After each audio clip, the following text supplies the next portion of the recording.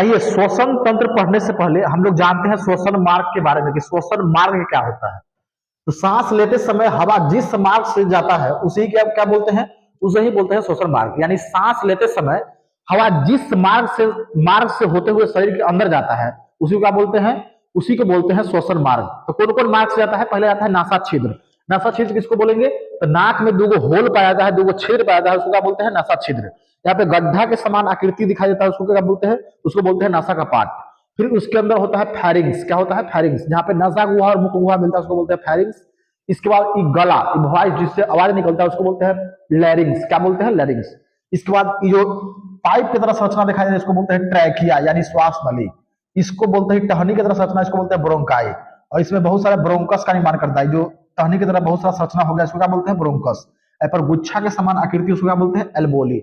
आइए इस सबको समझते हैं। पहले देखिए क्या होता है। तो सबसे पहले हवा जो है नासा छिद्र में जाता है। कहां पे जाता है? नासा छिद्र में। नासा छिद्र क्या होता है? तो नासा छिद्र में जो होता है सबसे पहले हवा कहां पे जाता है? नासा छिद्र में जाता है। दूगो नाक में जो दूगो छेदा पाया जाता है, दूगो होल पाया जाता है, उसी को बोलते हैं नासा छिद्र। नासा छिद्र में जो होता है छोटे छोटे बाल पाए जाते हैं। बाल का काम क्या है? तो बाल का काम है धूल कण को रोकना। किसको रोकना? धूल कण को रोकना। फिर हवा कहां पे जाता है? फिर हवा जाता है नासा कपाट में। कहां पे जाता है? नासा कपाट में। नसा कपाट में चिपचिपा पदार्थ पाए जाते हैं जिसको बोलते हैं म्यूकस। म्यूकस क्या करता है? मान लीजिए कोई धूल कण जो है बाल से भी क्रॉस कर गया तो उसको क्या करता है? म्यूकस जो है चिपका लेता है। क्या करता है? चिपका लेता है। और आदमी जो है 3 दिन से 4 दिन के अंदर उसको क्या करता है? नाक में उंगली करके बाहर कर देता है, गंदगी के रूप में बाहर कर देता है। फिर हवा कहां पे जाता है? फिर हवा जाता है फैरिंग्स में। फैरिंग्स क्या है? तो फैरिंग्स वह स्थान है जहां पे नसा गुहा और मुख गुहा मिलता है, उसको क्या बोलते हैं? फैरिंग्स। क्या बोलते हैं उसको? फैरिंग्स बोलते हैं। वहीं पर एक दरवाजा लगा हुआ रहता है जिसको बोलते हैं इपीग्लोटिस। यहाँ पे क्या लगा हुआ रहता है? इपीग्लोटिस। इपीग्लोटिस जो होता है ट्रैफिक पुलिस का काम करता है। किसका काम करता है? ट्रैफिक पुलिस का। यानी हवा को और खाना को भेजने का काम करता है। इसी कारण जो होता है इपीग्लोटिस के कारण ही क्या होता है?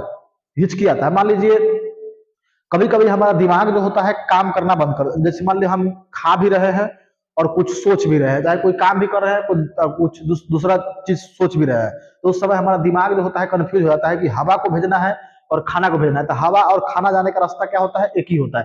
ये होता है हवा जाने का रास्ता, ये होता है खाना जाने का रास्ता।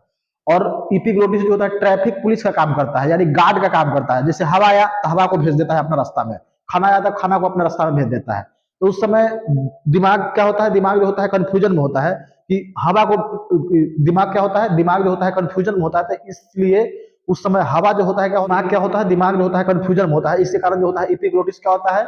इपीग्लोटिस जो होता है समझ नहीं आता है हवा वाला को कहाँ भेज देता है? खाना वाला में। या खाना वाला को कहाँ भेज देगा? हवा में भेज देता है। इसी कारण जो होता है आदमी को कारण लगता है हिचकी आने लगता है। फिर हवा कहाँ पे जाता है? तो फिर हवा जाता है लैरिंग्स में। कहाँ पे जाता है? लैरिंग्स में। लैरिंग्स को वॉइस बॉक्स भी बोलते हैं। क्या बोलते हैं? Voice box. इसी कारण जो होता है साउंड उत्पन्न होता है, इसलिए इसको क्या बोलते हैं? वॉइस बॉक्स बोलते हैं। इसके कारण क्या होता है?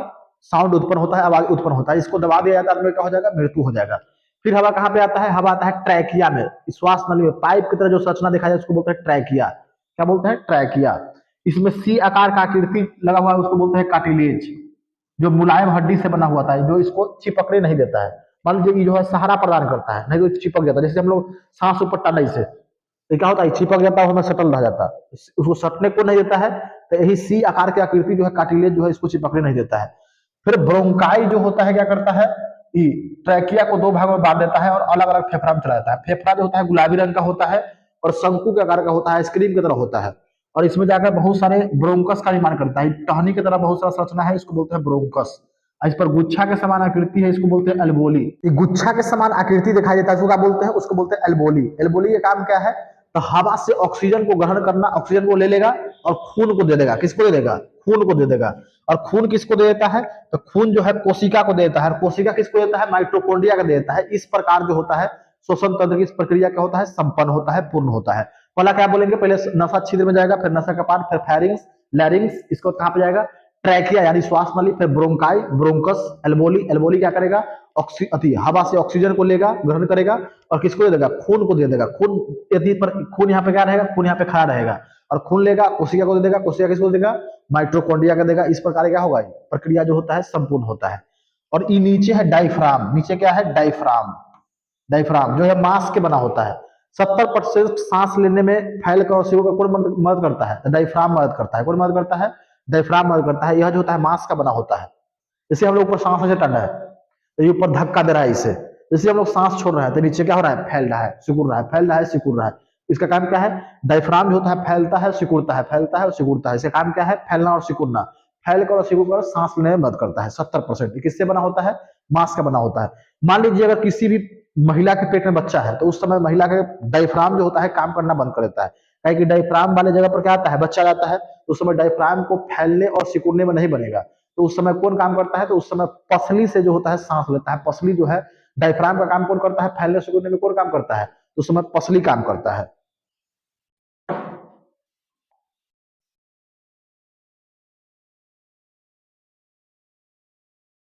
और क्वेश्चन पूछेगा कि खाना खाते समय हिचकी क्यों आता है, तो बोलेंगे भोजन और हवा दोनों एक ही रास्ता से फेरिंग्स में जाता है।